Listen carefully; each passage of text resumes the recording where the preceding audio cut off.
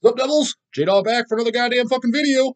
And today's video might be a little bit of a quicker one because I'm answering the Devils on the extreme black metal that the Wimps don't know, the Manicore video. And it's got a good amount of views. It's got, this one's got 1.1 thousand. So, you know what, over here on this shit channel, guys, fucking 1,000 or more is we're fucking killing it, right? Fucking got to get, well, no, the Satanic War Master video has 3,000, but I don't have any 5,000 views or anything like that videos. We'll see, though. But the reason I think this might be a little quicker one is this Comments 35. I actually went through them this time. I skimmed them, like I didn't read it in detail, but not much questions. Just kind of like hell yeah, Manicore, hell yeah, Blasphemy, Beherit, Archgoat, kind of what you expect. Very few questions, but a couple I did want to do. So it's like, fuck it, I'll do a video on it, and hell, they don't need to be 30 minutes. Quite frankly, initially when I was actually starting to do videos too, like I was always thinking like to start the channel, I was like, let's keep videos around 10 minutes. I always thought that was a mark, and then I just keep talking and talking. They went on for 30. I was like, I don't really want to cut it. It's fucking raw and unfiltered. It's kind of whatever I had to say, and got all the ums and hums and all that. I was like, let's keep it in there. Fuck it. So they usually seem to turn off about 30 minutes. But my initial plan was 10-minute videos anyways. So this might be one of those. We'll see how long it takes. But the first one I'm going to read off was, looks like from Lou from Manicore. I'm not sure. Maybe he can comment if he sees this. Is because he commented on it. So that's why I want to read it, because I'm assuming this is him. 4-string Hell Beast. He's the bass player. So he says, thanks for the awesome shout out. Lots of cool memories. The demo came out on LP in '02. Okay, that sounds about right. When we did the tour with Black Witchery. Oh, I remember that.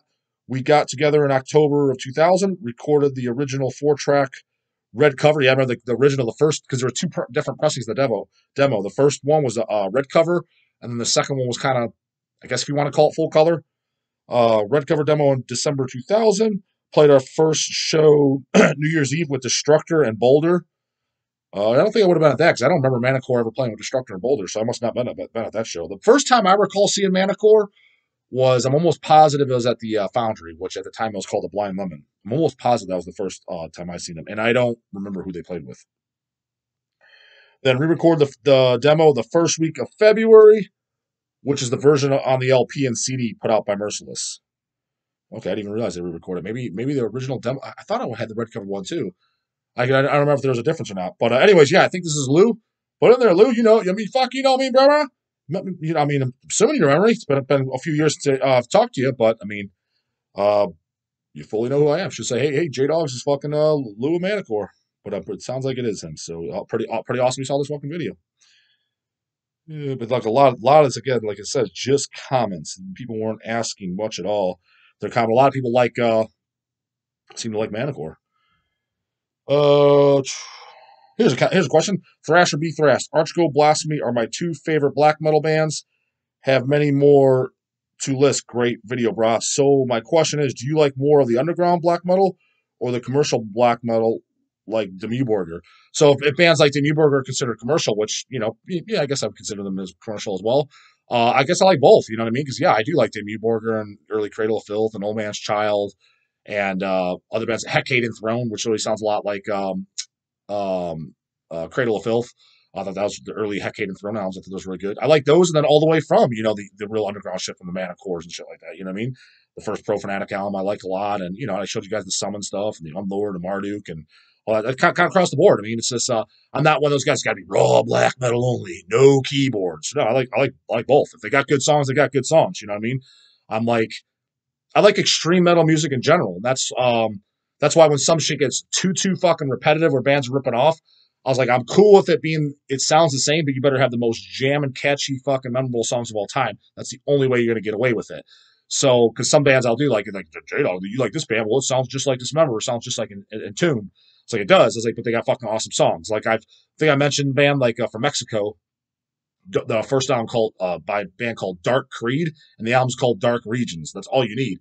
They're from Mexico, and it sounds like pure Swedish death metal, like nothing new whatsoever. But the songs are fucking awesome. They're super catchy, super memorable, and I love that disc to this day. And but again, it was nothing new. So for me, yeah, it's either that or I like a different shit. You know what I mean? Like in the extreme music stuff, whether it be commercial black metal, extreme black metal, raw black metal, fucking brutal death metal, 80s death metal, fucking to 90s death metal, traditional death metal. You know what I mean? All over. Grindcore, gore grind.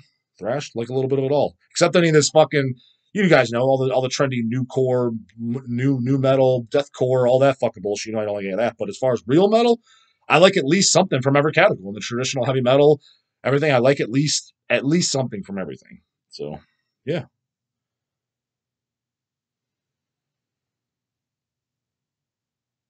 You know, people saying, "Oh, I have the Manicore and stuff." Life Eternal. I kind of answered this in the previous video, but I don't know if I posted it yet.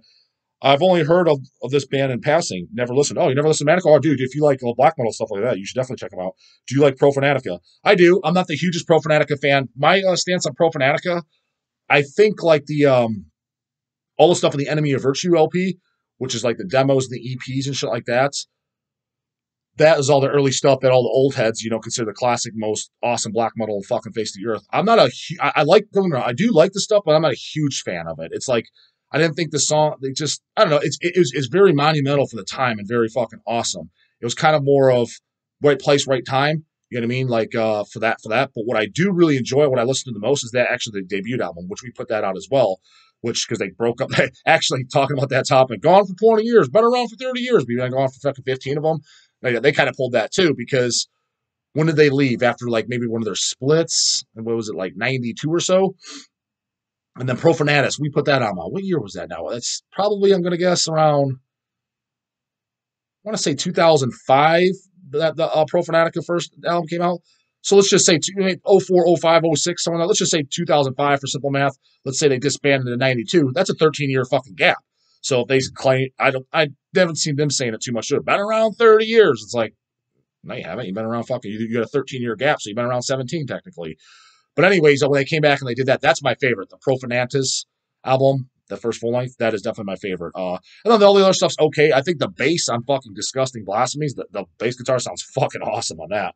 But song-wise, as far as the overall black metal sound and most jamming songs and riffs and parts that I really like, definitely the debut. But I can totally see, for nostalgic reasons, the demos and EPs and all the stuff on Enemy of Virtue, which I own that LP, and I give it a spin every once in a while. I could see why that would be people's favorites, especially if you bought it in the early 90s. That's when you first got it. That was the first thing you heard.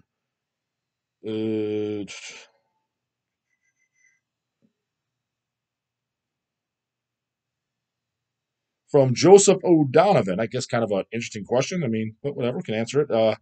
Comments on everything for the most part, can answer this. Hey, J-dawg, I'm curious about your tattoos. Could you show them and maybe give us some funny stories of people reacting to your upside down cross? Yeah, sure. I don't really have any stories. It's not much. I'm not a big tattoo guy. I only have two tattoos. And the one is, this inverted cross here. This is actually the same cross that Abhorrence used from Brazil. Remember I told you guys I wanted to do the Abhorrence Evoking the Abominations LP? That only full length they have. Uh, it's from that. And actually, what this is fucking kind of corny as it's going to sound. It's like both me and my wife have this tattoo. We kind of got it like right after we got married. Maybe not right after, maybe 6 months or so after I got married, because it's on our left arm, kind of like our wedding band tattoo. So we got this. So she has this same exact thing. No, nobody's really common. I think I got one guy at the gym who's he's like a Muslim guy, but he's a cool dude. He's like in his 50s. But he is Muslim. How I know he's Muslim is he told me. And he made a comment on it, but it was really open-minded. I was like, yeah, it's an inverted cross, but it's kind of like our wedding tattoo, etc. But I was like, I don't like religion at all. You know what I mean? Just point blank told him. So yeah, no, that's good. So it's cool. He's like, because obviously I get it. He's like, I was born, Muslim all my life. And he's like, you get the stigma for them that they're all fucking terrorists and fucking what I mean, like murderers and shit. You know what I mean? Because a lot of people think that, which is like, well, just because there's terrorists and shit, Muslim doesn't mean just anyone that's from into that religion. That means they all are, right? So like, oh, I get it, and that's kind of the only comment that he because he wasn't sure if it was an upright cross, inverted cross, is it for Satanism? What was it? He was just asking curiously, and I see him at the gym all the time. Real cool guy, and that was about the only comment. I don't think anyone else has ever commented on it. Then the only other tattoo I got, again, probably corny as hell, is actually we just kind of got this kind of like, I don't remember, like, it wasn't anything special. Maybe it was on like a wedding anniversary or something like that. Is me and my wife have a half a piece of the macabre. Their what do you call that? Kind of like Misfits has the fucking Crimson Ghost skull. Nunslaughter has the goddamn devil head, right? Macabre has the fucking slasher scene, right? With the guy fucking head with the knife, strangling the girl, stabbing her. That's their little icon symbol or whatever you call it. I have the half here. Can you see that, guys? I'm gonna try. I have the guy with the knife, and then my wife on the back of her tricep, where she has the female part. So it's kind of, they go together, they piece together.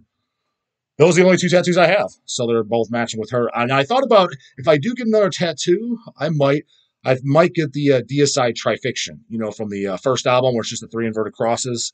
Might get that on a forearm or something like that. But I'm not a big tattoo guy for a lot of reasons. Number one, being in a bodybuilding and shit like that is like it kind of blurs muscle definition and shit like that, especially when you're really lean. And you have to it's just kind of like it's like you worked so hard for this, so why cover it up? So I like to put in areas to where it's really not going to cover anything. Tattoos are just so trendy now. Everybody has them, you know what I mean? So it's kind of like they're not. It used to be like 30 years ago, you were almost like either a biker or you were kind of into heavy metal or into more extreme stuff. But now it's just like fuck. I mean, a fucking 14-year-old girl that listens to goddamn Justin Bieber has fucking tattoos, right? So it's kind of like who gives a fuck. So I might get that, but I would never get like sleeves or anything like that, sleeve tattoos or cover my chest or anything like that. I personally would never do that. I mean, my wife has way more tattoos than I do. She probably has like, I mean, counted, she probably has like a dozen, maybe more. Probably about a dozen, something like that.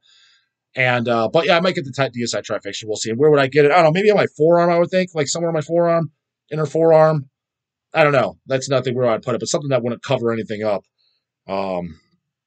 Just kind of in a simple place. That's why the ones I have, it's doesn't fuck. It kind of just a little piece. You know what I mean? Some of those do, like when people are really into them, cut with the sleeves too. It's like you don't get to appreciate the piece you have because it's just there's so much going on. It's like it's just a wall. It's just a fucking kind of a wall of mess to look at. You know what I mean?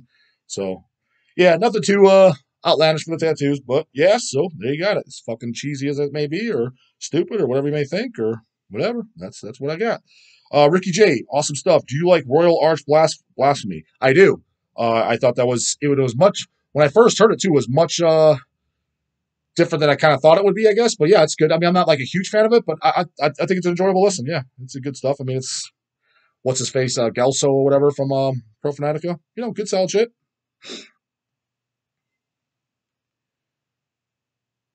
From Goatman, yeah, Manicore is a real ripper of a band. Shame there are like hardly any black metal bands in Ohio. What's your favorite Archgoat release? Favorite Archgoat release by far is the Jesus Spawn demo. That is definitely my favorite. Mushroom Leg, will you ever talk to Eric or Chase on camera for these segments? Be kind of cool. No, kind of answer that. Somebody answer that in a past video. I mean, I don't know. I kind of don't want to gay it up. Like, what are we gonna do? We sitting here shoulder to shoulder on this little camera. There's that. I mean, I guess maybe on that, maybe somebody record on the camera and just send me the video and send it. We have to have something to talk about too. And I don't like. I think Eric would be into it, but Chase is just kind of like, I don't know if he's like camera shy or whatever. I just get the vibe he wouldn't like. He'd just be kind of like, yeah, it's stupid. What are we going to talk about? I don't know. Like, maybe if you really got him talking on top, what I think it would be good, the three of us, I'd be up for it to post something. I think we would need to get something where it's like super organic, where it wasn't planned, where like maybe my wife records it at a show or something, where we're kind of like talking with like, let's say like Matt Harvey or so. Like, actually, a time we were kind of all talking for a little while as, what was it, MDF 2016, I think it was, is the guys in Severe Torture and from Centurion, Patrick and Seth. They came up to our booth because they were playing Severe Torture, and we haven't seen them. As you guys, I told you the story about met Severe Torture in the very early 2000s. Brought all my Centurion shit from the sign and stuff like that. And they remembered us. We kept in contact. And then, in 2014, I believe, that's when we did the Centurion LPs and CDs, the reissues. So they came out to us, said hi, and we're all shooting the shit, me, Eric, and Chase with them. I think recording something like that would be kind of cool. It'd be way more organic, not planned, and you just get it on camera. The closest thing you got, and I haven't even watched it yet, it's out now, is get the Midnight Satanic Royalty CD DVD that Metal Blade just put out. It's like the 20-year anniversary or whatever it is. And it's got a bonus DVD in there. And I haven't seen it yet, so I haven't seen the edited, but I know Reaper did the editing for it. I don't know how much he hacked it down. He's usually known for watching the Hellcast. He usually he gets hack friendly, in my opinion. He hacks more than I think is necessary. I'm like, oh man, you cut a lot of cool shit said. So I don't know what he did, but there was an interview with me, Eric Chase, and Dawn of the Dead with Jamie and the Hell's Headbangers Warehouse. That footage is on the DVD for sure. I know it's on there for a fact. I don't know how long it is though. The actual interview when we did it, it was probably like 30 minutes long, but the three of us are in that. And but I asked Craig, I was like, "You kept that interview?" He's like, "Oh yeah, it's in there." He's like, I sliced it down. It's not as I cut out all the ums and shit like that. But I have a feeling he kind of maybe cut out some of the cool shit said. He kind of does that sometimes. I'm like, damn man, you should just kept everything in there, just kind of like just any of the pauses or ums, just cut that out and leave everything. That's how I would have done it. So I don't know what he did, but I know for a fact it's on there. So the closest thing I'm seeing is get the Midnight Satanic Royalty CD DVD that Metal Blade did. We got them in stock too. Man, I don't know if we're sold out yet. think so. I think we might have 10 left or so. Go get that, and we're out. The three of us are on the DVD together, so watch that. Again, I haven't watched the final product yet myself. I will, though, because I'm actually kind of curious, because we did that interview maybe 2 years ago now, and I don't even remember what the fuck we said. I know there's probably some funny shit in there or some entertaining stuff. So check that out, Mushroom Leg. If in case and nothing else, you'll get that. In the future, who knows? You know what I mean? And that's about it, guys. Yeah, like there's fucking, it's just comments like cardiac arrest. I got that dismember shirt too. Overkill fucking rules. These are the comments like, uh, more plates, more dates. Just got competition. Oh, that's pretty fucking funny. Yeah, Derek and more plates, more dates. He's a cool guy. That just surprised anyone in the comments know who the fuck that is. So, anyways, yeah. That was it for this. That's why I said this would be a quicker video, because there wasn't too many questions on this. So don't let it dry up, devils. I mean, I got about another 6 videos, so we're good for a while here. But don't let too many videos like this go by where there's not enough fucking questions for raw material. But I guess there was enough in there. Still made 15 minutes worth, right? So, and I wanted to keep the videos a little shorter anyway. So yeah, it worked out perfect.